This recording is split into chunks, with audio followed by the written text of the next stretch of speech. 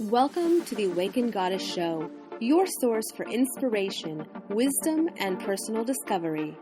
The place to learn from a diverse mix of mentors, metaphysical experts, spiritual leaders, and best-selling authors from around the world. I'm Angela Wilkinson, attraction coach and founder of The Goddess Next Door. Join me as I explore the minds of my masterful guests while they share powerful insights and easy-to-use tools you can start using right away. Now, let's tap into the energy of the Awakened Goddess and be enlightened by today's guest. Hey everyone, I'm your host, Angela Wilkinson, and welcome to this episode of the Awakened Goddess Show. Is talking about sex taboo? Is sex a bad word? Are we afraid to love sex and be labeled a slut? How does one become a sex goddess? Let's explore this and more with clinical sexologist Dr. Martha Tara Lee of Eros Coaching. But before I talk with Martha today, I'm thrilled to invite you to join Spark Society, your virtual home to nurture your spirit and soul. Spark Society is a monthly lifestyle service bringing you a gorgeous source of inspiration, thought-provoking information, and entertaining content mixed with a bit of magic to help you create and live your best life. Each month, you'll get a dose of spiritual brilliance and amazing resources to explore different areas of your life and help you thrive. As a Spark Society member, you'll get an exclusive collection of worksheets, meditations, and courses based on a theme, all coming to you from myself and your favorite Awakened Goddess Show guests. Visit theawakenedgoddess.com to get more information and to join Spark Society today. Thanks for listening. Welcome, Martha, to the Awakened Goddess Show. I am super excited to have you join me today because we're going to talk about how to use the art of femininity to be a sex goddess. And being that this is the Awakened Goddess Show, we all need to learn how to be more of a sex goddess and use our femininity. So, welcome. Thank you. Thanks for having me. Oh, It's a pleasure. Oh, the pleasure's all mine. Yes. So let's just dive in. First off, I have to tell you, we connected online and I watched one of your videos on YouTube.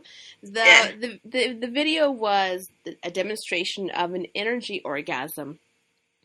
And you were, assuming that the listeners have not yet watched it, you were laying on a mat and you actually were showing on camera how to have an energy orgasm. And I was like so freaking impressed because I am pretty darn open when, sexually. But to be able to do that on camera and now you have close to 60,000 people that have seen this. You're having an orgasm on YouTube, fully clothed, mind you. But wow, bravo to you. Thank you.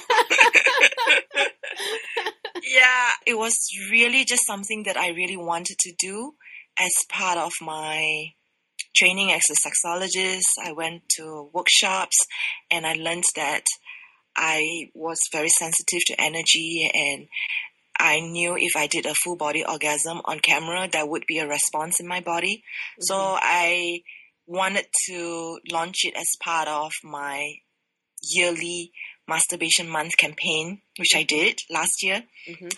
And I was really nervous about releasing it actually because I'm a sexologist and I don't do any touch on nudity in my work, and I have had some training in tantra, but I don't consider myself a tantrika.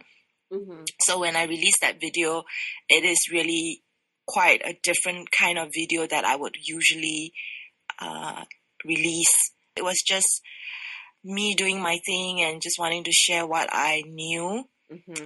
And some of the responses that I got were pretty scary. Mm-hmm. Like people on my mailing list saying, "Oh yeah, keep making these videos.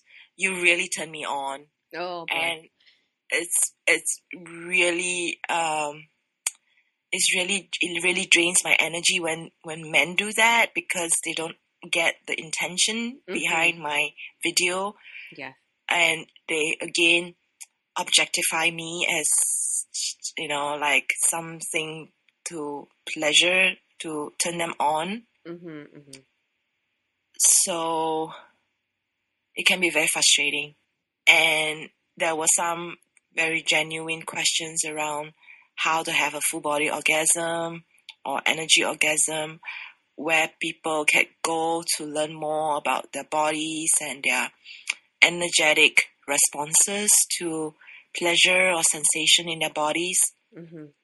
So I would say, on the whole, it did more good for people than bad, and it's not easy to be the receiving end of it. However, I do get this a lot in my work, so yeah, it's kind of something that you just roll with. It is. Yeah, it's tough.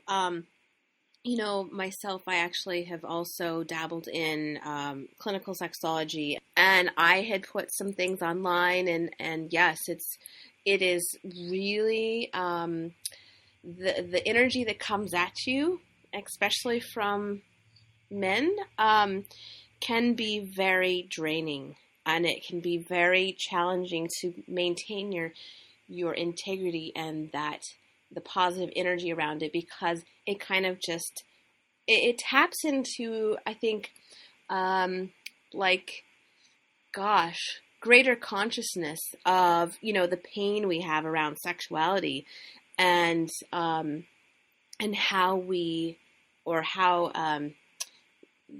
the view of women's bodies and objectification and all of that has kind of played out in history. So I was like in awe of what you were doing, and that's why I was like, oh my gosh, I totally have to have Dr. Martha on the show, because yeah, it was just like unbelievably impressive. So we're just starting there, and I tell people, you know, on the show, you know, or listeners, you definitely want to go check out her video and know that it was done in a place of honor, and that you know, when you allow that energy to flow, there is so much potential, energetically and orgasmically and just expansion wise. So I was in a conference in Australia, and this woman came up to me. She said, "Oh yeah, are you that woman in the video?" And I was like, "Yes." And she was like, "Oh, I love your video. I've been sharing it with all my clients." Oh, good.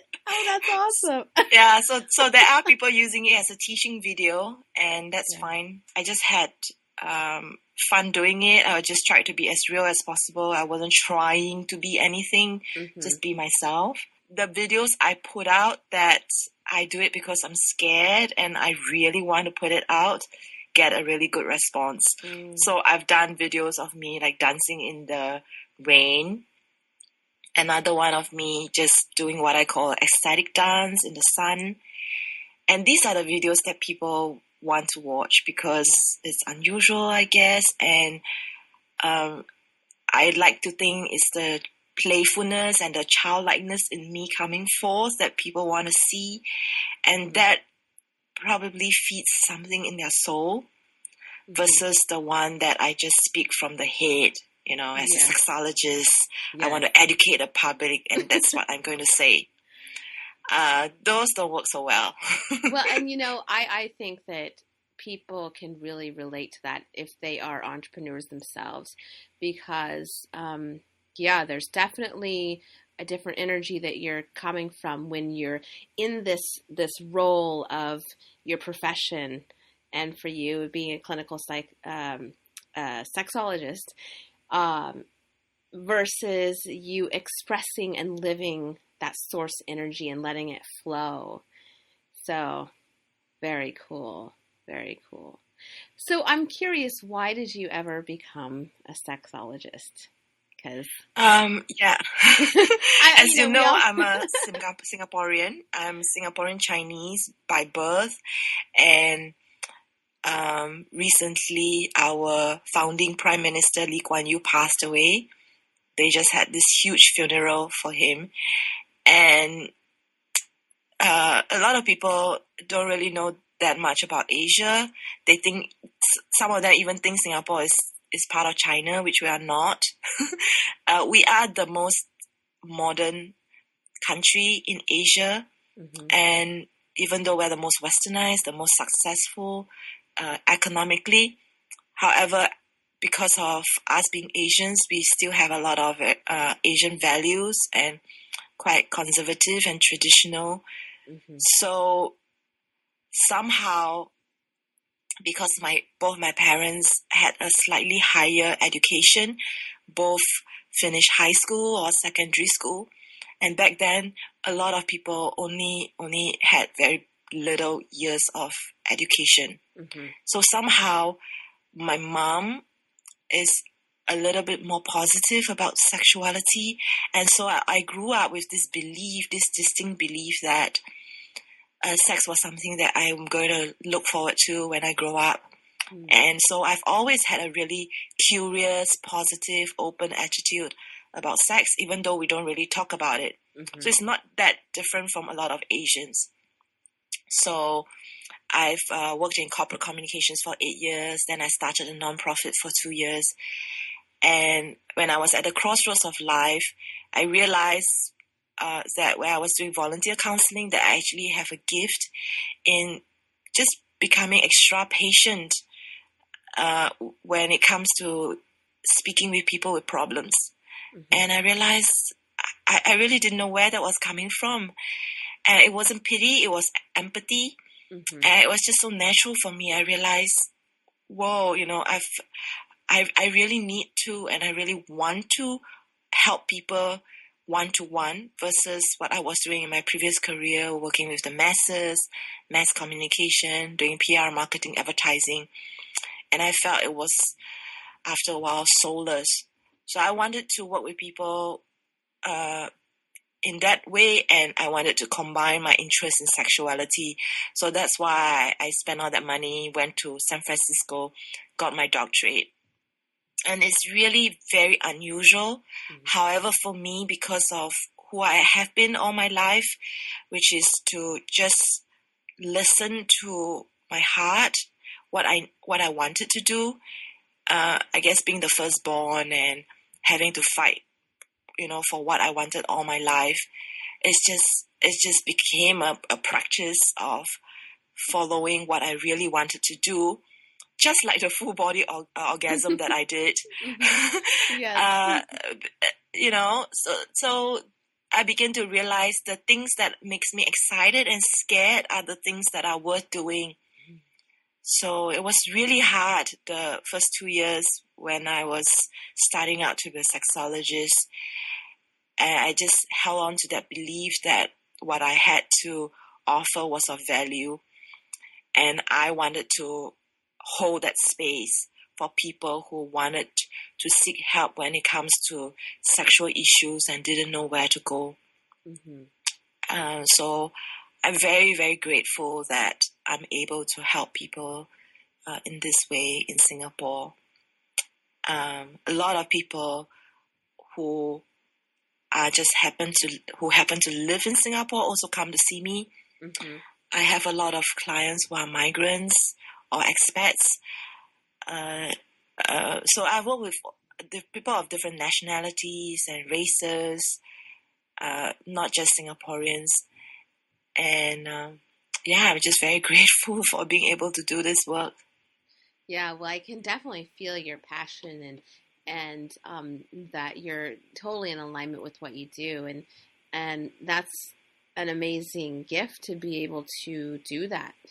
And what I'm curious about is you said that you're firstborn and you had to really struggle and go after for everything that you wanted, and that was difficult.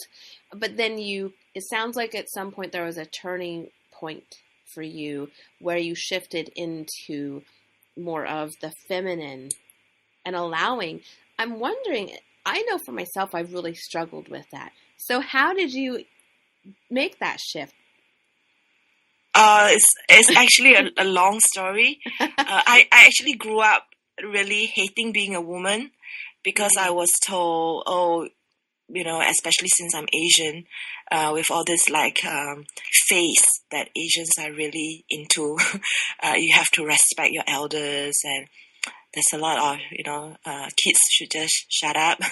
So I just grew up being really angry with life, with being Asian, especially with being a woman.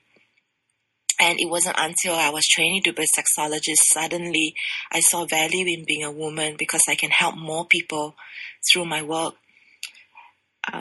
So because I have been, by default of being Asian and a woman, I've had to work much harder in everything in life. And it wasn't until my second failed marriage that I realized I have problems. I have problems with being a woman and understanding what it means to be feminine. So I went for some tantra workshops to really understand that being feminine was not about being weak, that being feminine was not actually being what we were not, and it was actually not in conflict with also being a feminist. It's just what feels good within us. So I was looking up femininity on YouTube, and I came across the art of feminine presence. And I was very, very intrigued because I had already by then done a lot of work in understanding what femininity was and working on my femininity. And then here there was this feminine presence. So I thought, okay, I know feminine, I know presence, I don't know what's feminine presence. So I actually followed the work of my teacher, Rachel Jane Groover, for about a year. And I saved up money, and last year in November, I went for her teacher training, level 1 and level 2, over a period of 2 weeks or so. There was a break of 5 days. And I'm telling you, I have done so much work on myself over the years because of all the things that I've gone through in my personal life. And then coming into Art of Feminine Presence and realizing, oh my God, why didn't anyone explain any of this to me? In Art of Feminine Presence, there are 44 practices. It's all about practice, and it's very practical, and there are a lot of ways in which we can apply all of these into our daily lives. And I've started to run them ever since I came back to Singapore in January, and I'm running them with ladies, and because I facilitate it, so I also get to practice being in that space, and it's really helped me a lot. a lot. One of the things that we do at Art of Feminine Presence, the whole basis of it really is just being in what we call the womb space. There's a point in our body which is 3 inches below our belly button, and deeper into our body is actually the midpoint of our womb. The Chinese call it the Dantian, and it's basically the second chakra. What we do is we bring our attention to this lower part of our body, and immediately it helps to center us. We feel more grounded, and that helps us to be in our bodies, less in our heads. And when we feel different, we start to look different, we talk different, we behave different.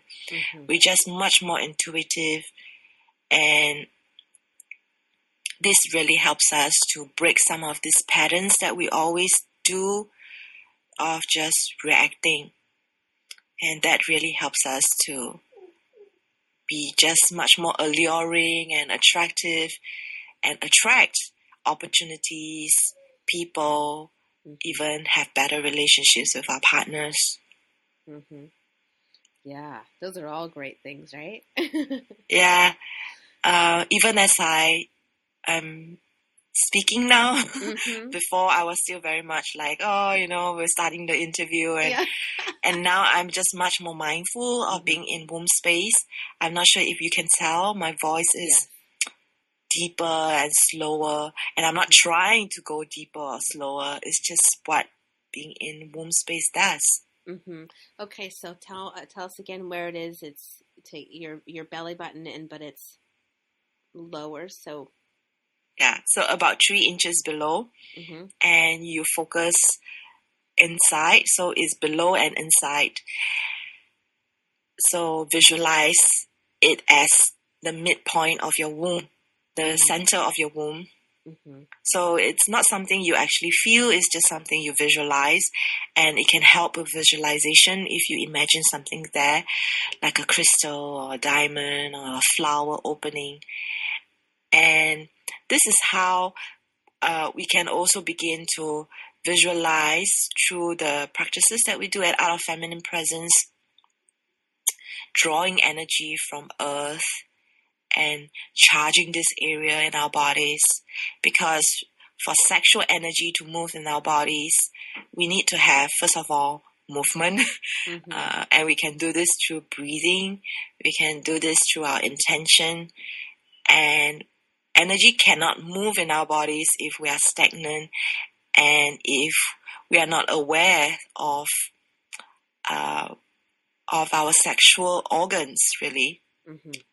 So by just bring attention and attention there and charging that area through movement and breath, sexual energy can just move through our bodies much more easily.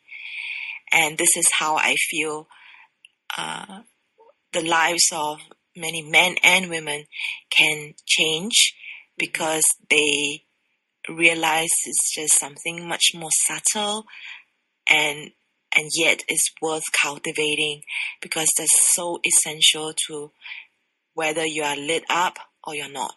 Mm-hmm. Yeah, well, and I think that with it being the second chakra, that's where we house our creativity, our sexuality, being able to manifest. And when we don't nurture that part of ourselves and cultivate that energy flow, things can just get really stagnant, as you said, and get really blocked. Yeah. So it's interesting when we do the some of the visualizations in AFP. Some of the ladies, they actually start to become aware of energies that are not flowing in their womb, and as they just focus on it, of course things shift, and they just start to feel more open and free and relaxed. And the feminine needs that time to go deeper. With the hustle and bustle of life, we just don't give ourselves the time. And I have had a lot of clients come to me who are busy, tired, stressed, overwhelmed, shut down, and they don't feel like having sex, and it's a big problem in their relationship. And their partners are also finding themselves not attracted to them anymore. So when I give women suggestions like you really need to take care of yourself and go deeper within, they get really angry and frustrated. Oh, that's my problem again, huh? He's not attracted to me and he doesn't want to have sex with me, or I don't feel like having sex and now you're telling me, to do more work on myself. Mm-hmm. With AFP, what I found is because it's so simple, they can feel the difference. They get it more quickly. Yeah. So there's less of the coaching and more of the sharing. And that has been a big frustration for me in Singapore, at least, because coaching is also very new. People don't really understand what it is. Many of them actually expect me to fix them in one session, or if they can, save money and not have so many sessions. I have had people ask me for discounts, even though they can't really justify why they need it. They just want it. So I always was looking for ways in which I can be more effective so that I can help more people. Mm-hmm. And AFP is something that, you know, is just so effective that I'm just spending a lot of time working on it and working on myself and sharing this with people right now. Mm-hmm. Yeah, and it sounds like it's it's interesting that the women they're getting angry about it, and it's like that shadow masculine is coming out, and then they're not able to kind of take a step back and say, wow, so this is why my partner does not want to have sex with me or doesn't find me attractive anymore, because I'm taking on so much of the masculine energy, right? And so, yeah, Exactly. yeah, it sounds like it's really going back to the self-love. Mm, yeah. It's very hard because if you don't know what feminine even means in the first place, you're not going to see why it's important. Mm-hmm. And as I mentioned, it's so hard on us growing up, also in the Singapore education system, where a lot of it is just memorization and being in your head. Yes. And being told from a young age, don't be stupid, doesn't help women at all, because we just stay in our heads and we overcompensate by fighting for everything that we want. And so that just becomes a habit more than anything. So yeah, definitely a lot of women trying to look pretty on the outside by how they dress, but behaving in a very masculine way. So I've had men saying Asians are more feminine. That's why I'm attracted to Asians. When they really get to know us, they realize, no, we're not. We look feminine, but actually we behave, if you really get to know us, in very pragmatic, masculine ways.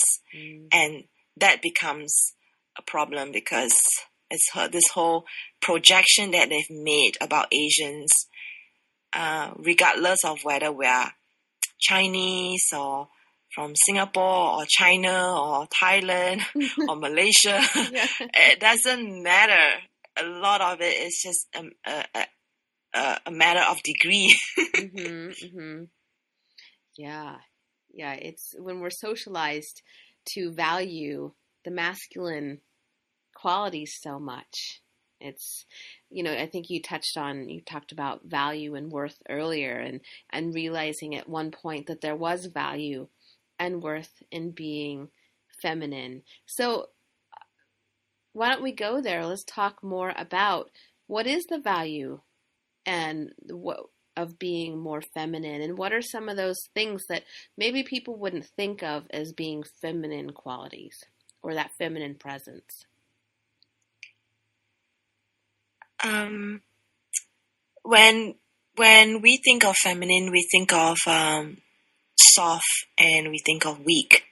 We don't necessarily think of the strengths in the being. So if we talk about the pure essence of masculinity, it's really about the doing. And the feminine is the opposite. The feminine is the being. Yeah. We think of the feminine as shape-shifting and fluid and flowing and nurturing. However, the pure essence of feminine is just being. And if you're beautiful, you don't have to try to be beautiful. You already are a masterpiece, worthy to be admired. And the beauty itself attracts inspiration and inspires and nurtures people around us. So if we have less of that strife within ourselves, then that by itself is extremely attractive. So a lot of it is the acceptance and the ability to just receive and be comfortable within ourselves. That's extremely attractive for a feminine woman. So a lot of it is in the stillness and the subtleness behind it, the mastery of not just our physical presence, the way we look, but also the energy that we possess. We all know that we have an energy or aura. Some people can see it. Some people are sensitive to energy. However, we don't have ways in which we can master how to contain our energies and work with it or amplify it and shine brighter. So this is what AFP does, and this is what being masterful of your femininity and your presence does. You just show up the way you were always meant to. If you don't know how to with because nobody taught you, then obviously you won't know. We don't know what we don't know. And once you know, it's actually just a matter of practice.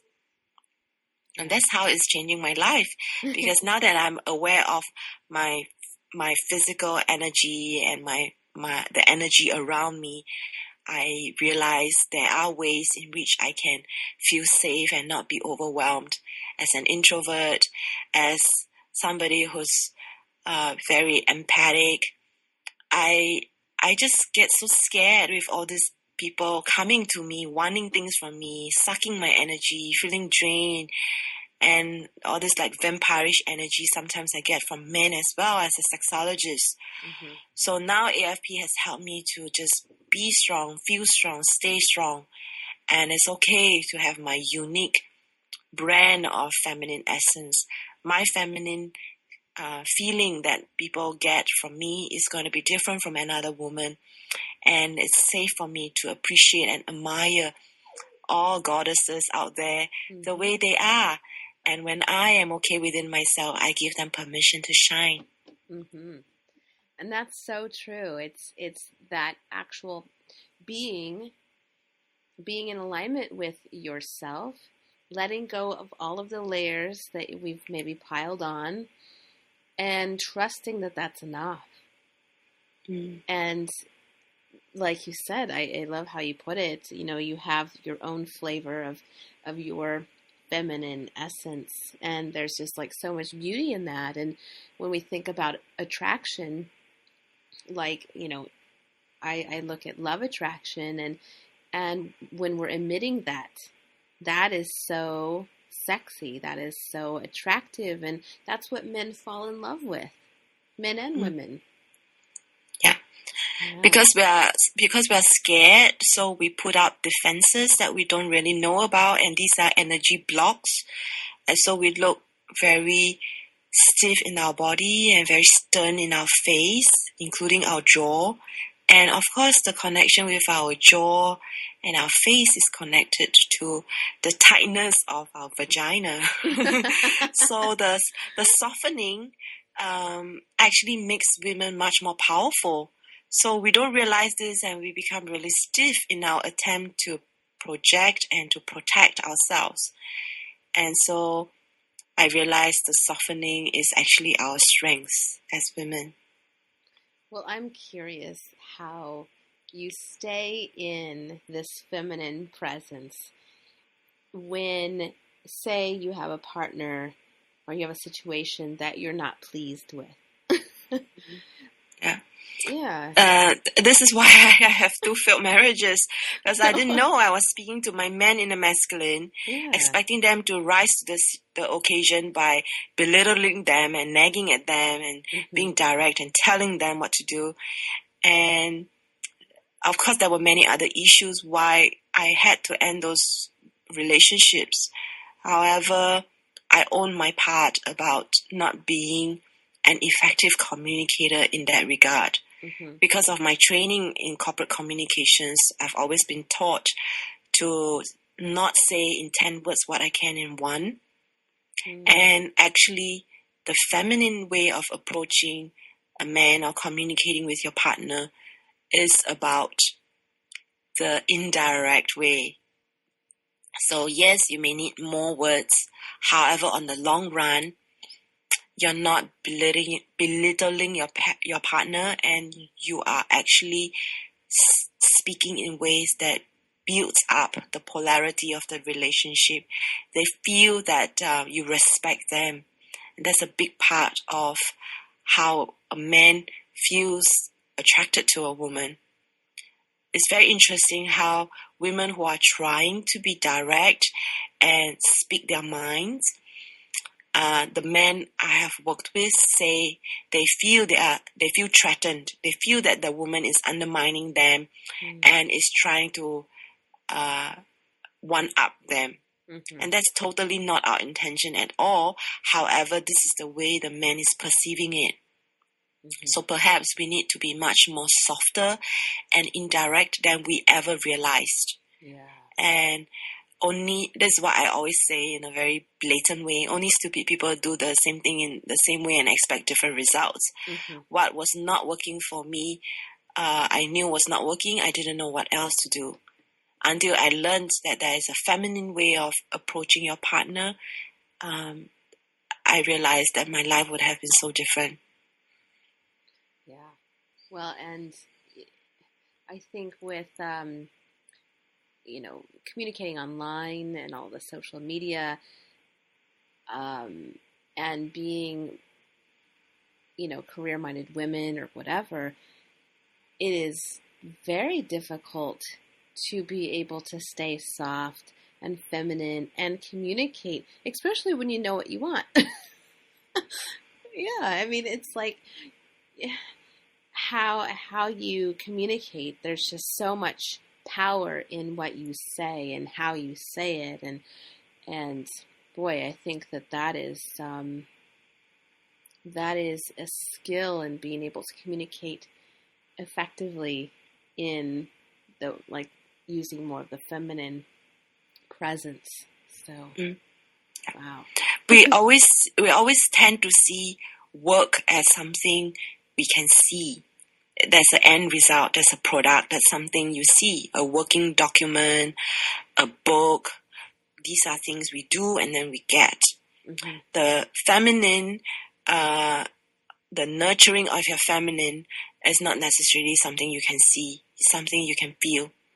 So, for instance, now I take a lot of time going to the park, reading, being in nature, hanging out with my girlfriends, doing things that makes me feel feminine as well. So things like doing my manicure, going for facial, just doing window shopping. It's pretty aimless. However, that feels good, to look at beautiful things, not necessarily buying them. And people see these things as frivolous and waste of time. Right. What if it's more about the feeding of your soul? And so the actual me that my clients see in front of them, they don't realize what else I put into myself so that I can be the best version of myself in front of them. The exercise, the meditation, the parks, the nurturing my soul. It doesn't have to be expensive things that we do. However, it needs to be something that you really enjoy doing. And these are the things that will help us to stay soft and keep soft. And so that's why the word practice, cultivation, is not something we do once a month. Right. It has to be something that we do regularly and we just keep going back to it. People don't see the work that highly successful people put into themselves that is not quantifiable. And this is why I begin to realize, I just really need to keep my life really simple if I want to have the success and I want to be effective in my work. Then that is the price I have to pay, and it's not painful. No. It's actually pleasurable. It is. And I love just in being in your energy because you're creating that space for me to settle in to that. What do you call it? The womb area. Yeah. Thank you. Yeah. When we are there, we give other people permission to be there. And so that is so powerful in the gift that we have for our beloved. When they are busy, tired, stressed, and we are busy, tired, stressed, that's not going to help the relationship at all. Yeah. When we are centered and in our womb space, we show up in a different way. So just recently, this client, she shared that her husband actually came out of his man cave and sat down next to her and wanted to connect with her because she was just radiating a different energy, not of anger and frustration, and just of acceptance and just chilling out. I'm just here being beautiful. And he came out, and I told her, you can change your man with your anger, or you can just soften and let him come to you in his own pace. And it's totally not about not trying anything at all. It's just about inviting. Mm-hmm. It's just about being the magnet, right? And pulling him in versus, oh, yeah, he can come to me if he wants to, and just being all angry about it. That's not going to work. And all tight and controlled. And yeah. Okay, so let's take this up a notch. So talking about what is a sex goddess? Like, how would you describe a sex goddess? Oh, to talk about being a sex goddess, you would have to be somebody who understands what sexuality is. So sex is not just about the physical act of intercourse, penis in vagina, or for lesbians, just any kind of sexual play. It's not just about the physical act. It has to do with your attitude towards sex, your relationship with your body, being able to make peace with the bits that you like and also the bits you hate. It has to do with the way you look at yourself as a woman,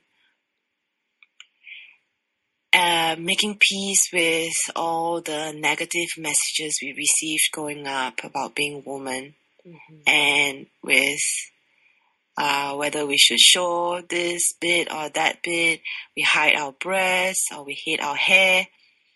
So sexuality is a big word that encompasses all of that, including our sexual orientation, our preferences, being able to articulate it. So a sex goddess would make no apologies for who she is. And it's not coming from a place of anger, it's from a place of acceptance. Even words like being called a slut, a sex goddess owns that. You want to call me a slut? Okay, I'm a slut. I'm okay with that shadow side of being a slut because, I love sex. If sluts love sex, I love sex. Well, if that makes me a slut, I am a slut. And so if people come at you with this word, it's not going to trigger things in you. Just like it took me a long time to work through the anger and frustration I have with men who objectify me. And the more I am okay with that and come from a place of compassion, then the less triggered I am. As a sexologist who happens to be a woman, they don't get past what they can see. However, that's where they're at. So a sex goddess would embody all of that ease with trigger words, and is comfortable with her body, having done lots of perhaps work on herself, say with a trained therapist or a person who is a helping professional. And of course, the actual doing. We do need to have the doing as well. So ease with the techniques of how to be a good lover. So being able to be masterful of their physical presence as well as their energetic presence, being knowledgeable of what are the different techniques when it comes to a hand job, blow job, and being able to just pick different things from her toolbox. These are things that makes her a sex goddess. Of course, far and above all that, what I mentioned, which is this person would be lit up from within. She owns her femininity, her sexuality, takes care of herself. There's a lot of self-love, and she's just lit up. She doesn't look for the man to fill her up and love her and give her the love she needs. She finds the love that she needs in many, many ways, and she knows what and how to get it in nature or in her friends or in things that are not necessarily just from a person, because really that is very overwhelming, and this all-consuming belief that we have the romanticized idea that we have of love really doesn't serve us. There's no way we can get everything from one person. Yeah. Yeah, that is a lot of pressure to put on one person. Yeah, and we should be able to provide for ourselves that nurturing and not expect it from our partner all the time. Yeah. One of the things that I really find delicious with with sexuality is the being able to fully surrender. And I think that is such a beautiful and sensual experience. So I wonder if you can talk about that at all. Yeah. when you have the skills, the different hand job techniques, you have your toolbox. When you have the skills and then you add in something else into the mix, like a partner, and then not really knowing what's going to happen. If you can even just be masterful of yourself, then you can be in flow. When you're in flow, you don't have to think. Yeah. So you know yourself. You have a partner. You don't really know what's going to happen. You don't know what he's going to do. You don't know how he's going to come towards you. When you have that confidence of who you are and what you can bring to the table, then you can just be in the flow, not think, and relax even more into it. Sit back into your womb space, lean back into your body, and just receive. Being able to receive and surrender is not easy for some people when they are used to just giving. And this is a big part of Asian culture also, to serve people, to give, to be the good boy and the good girl, to not make people angry. As long as people in the family are happy, they're happy, so this self-sacrifice that we put on ourselves just doesn't serve us on the long run. It's okay in the short term. And men feel good when they can provide and the woman can receive. So he gets very frustrated when she doesn't want him to do things for her.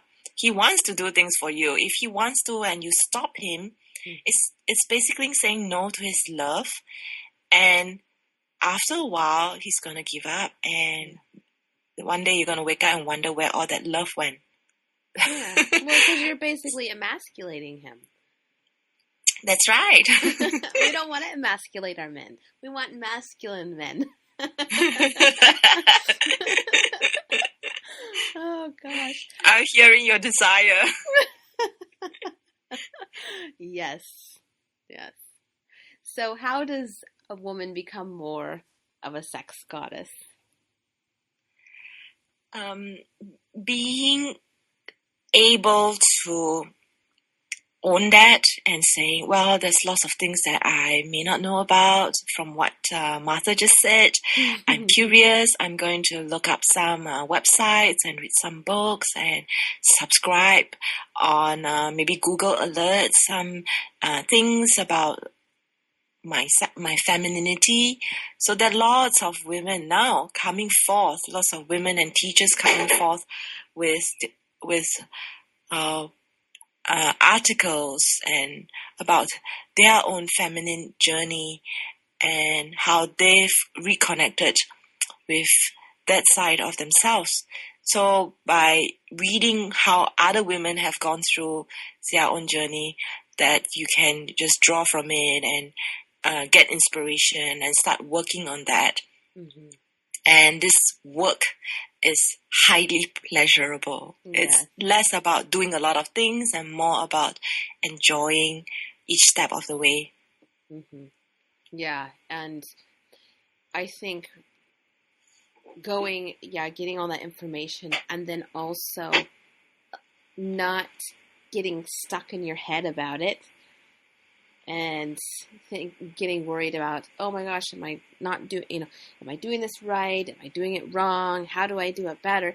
And just taking the information and then relax into it and then drop back into that womb space. Yeah.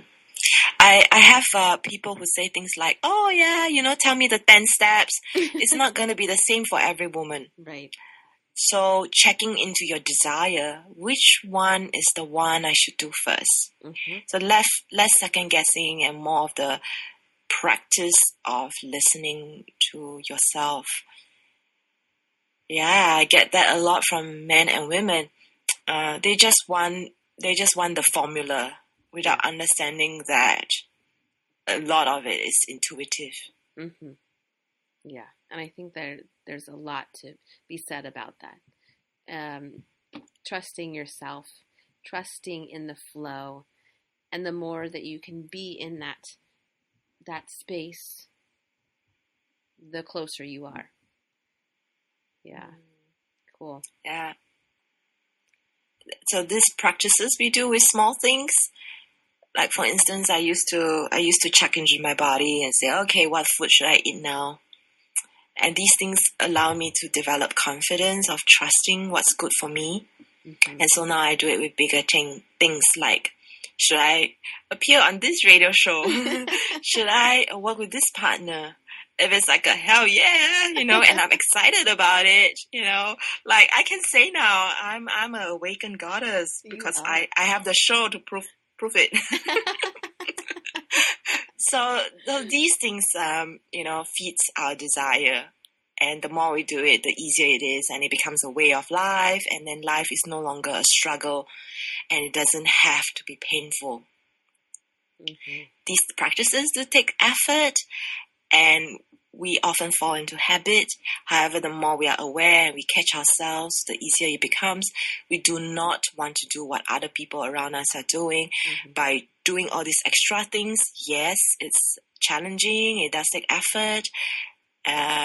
However, on the long run, we're going to be happier for it. And people don't see that. We want the results, but we don't want to put in the work, Mm-hmm. Yeah. And even though it's pleasurable, if it's something you haven't been practicing, it can feel really awkward or feel hard. But yes, it is pleasurable. Okay, so I'm curious, what practical tip or tool would you like to leave the listeners with to help them on their journey here today? So the first thing I already shared just now is very much being in your womb space as much as possible, Mm-hmm. whether it is when you're in conversation with someone, when you're walking, when you're anywhere really, just really practice staying there as much as you can and begin to notice if there are any changes in your interactions and the reactions you're getting from people. The next thing that is really powerful that I begin to talk about just now is sexual energy is not going to move if you don't move. And a very subtle practice is what a lot of people already know about but don't necessarily do. Mm-hmm. Is the Kegel exercise. So it's basically squeezing and releasing your pelvic floor muscles, or what we call the down there. As long as you use your mind and you squeeze your muscles and you relax, then there is movement and energy that is being circulated.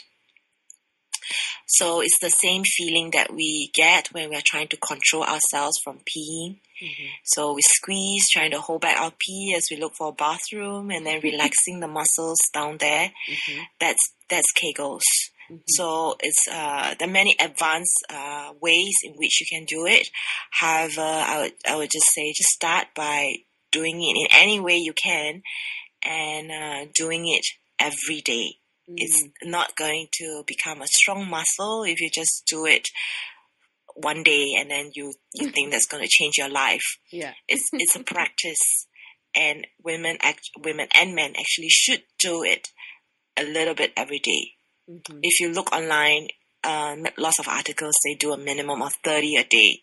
So that would be the minimum. Mm-hmm. And that will help you keep the organs healthy and the blood flowing. And think of it as the foundation of your house. Your pelvic floor muscles support the rest of your body. So there is already a lot of pressure on it. Mm-hmm. And then we sit in front of the laptop and then we slouch. That causes even more pressure and stagnation of energy. So we really need to be moving a lot more than we think we need. And Kegels is just one of the things that really helps with our sexuality and feeling that our organs are strong and healthy. That would be the most important thing that I would have to share with anybody. Oh, well, I love those. Those are great suggestions. And I was thinking, gosh, you could just do your Kegels while you're brushing your teeth. Yeah. I often say do it when you're brushing your teeth, because that is the one thing we do it every day, and we're just kind of, still relaxed, and we're not going to forget to brush our teeth. So it's just a matter of practice. Yeah, and I think I'm going to start practicing writing my emails while being in my womb space. Yeah, you're going to have very different emails coming out. You will. I've run sessions in womb space with clients, and oh my gosh, my clients actually say, "Oh, that was such a powerful session." I don't hear that often. And then I also notice I have more energy by the end of the session. I'm not tired and depleted and drained, or feeling like I can't do anything for the rest of the day, which used to happen a lot. Well, okay, so just really quick, a question popped into my mind. Do men have an equivalent to our womb space, and what is that? Yeah, thank you for asking. So for women, it's 3 inches below the belly button and deeper inside the body. For men, it's 2 inches below. So somehow the point for men is higher. And I believe it's lower for women because it's very much connected to our womb. And as we know, for women, the womb is a big part of what we bring forth life. And by connecting with that, we're just going to have more of that juicy, yummy manifestation without the difficulties, Yeah. And so for men, it's similar, and I've seen this exact same feedback with the men that I have taught the practices to. They don't get it exactly the same as women. However, they also get a lot of value from being in their power center. They look so powerful without the trying, men have it also. They try very hard to project confidence. And so we can sense the trying really doesn't work for men or women. So they just have that natural, sexy charisma. Okay, guys. They really do. You heard it. You heard it. So you have to, you want to practice that as well. Oh, that was so cool. Well, thank you, Martha, for joining me today. How do people find out more about you? Yeah, so you can go to my website, Eros Coaching, eroscoaching.com. I am available by Skype, and I also have some online products for people who are interested to engage with me more. I have actually quite a number of free campaigns for people who are subscribed to me. I have masturbation month, and then I actually celebrate Mother's Day and Father's Day, just to remind people of the importance with returning to source, returning to our parents and honoring them, loving them, healing our relationships with our parents. Well, this was so much fun. I'm so glad that we got to talk today, and yeah, you are now officially an awakened goddess. Yay! Welcome. I'm so happy. Cool. So, all right, awesome. Well, now I'd love to hear from you guys. The best discussions happen after the show over at theawakenedgoddess.com. So get yourself over there and leave a comment right now. Did you enjoy this episode? If so, subscribe to the show. And of course, it would be amazing if you shared this with all of your friends.